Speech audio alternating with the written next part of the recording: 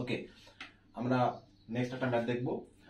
এখানে বলা আছে যে what will be the least number which when doubled will be exactly divisible by 12, 18, 21 and 30। তো এখানে বলা আছে যে আমাদের একটা লিস্ট নাম্বার বের করতে হবে যে নাম্বারটাকে যখন আমরা ডাবল করব, মানে 2 টাইমস করব, তখন ওই নাম্বারটা 12, 18 and 21 and 30 দ্বারা এক্স্যাক্টলি ডিভিজিবল হবে।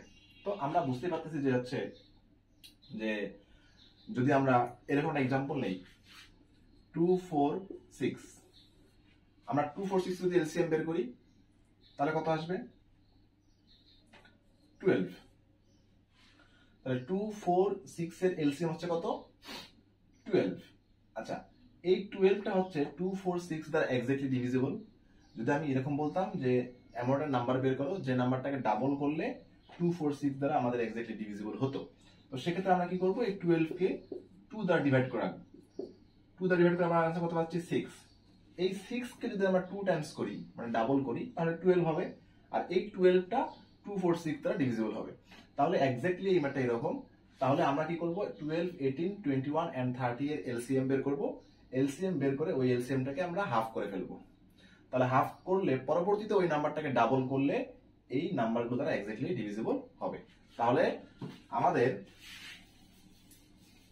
এই ম্যাথটার ক্ষেত্রে the required number will be half of LCM of 12, 18, 21 and 30।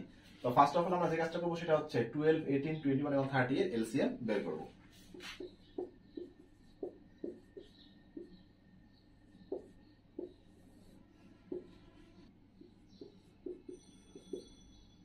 Two into 3 into 2 into 3 into 7 into 5।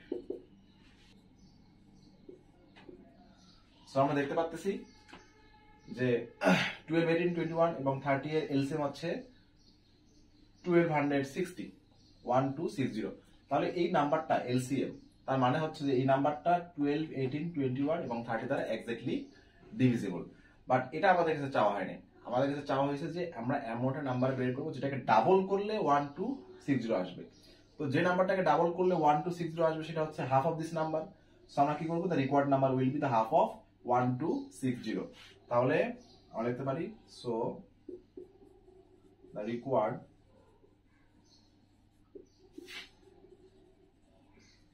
number is 1260 divided by 2। তাহলে আসছে আমাদের 630। তাহলে आंसरটা হচ্ছে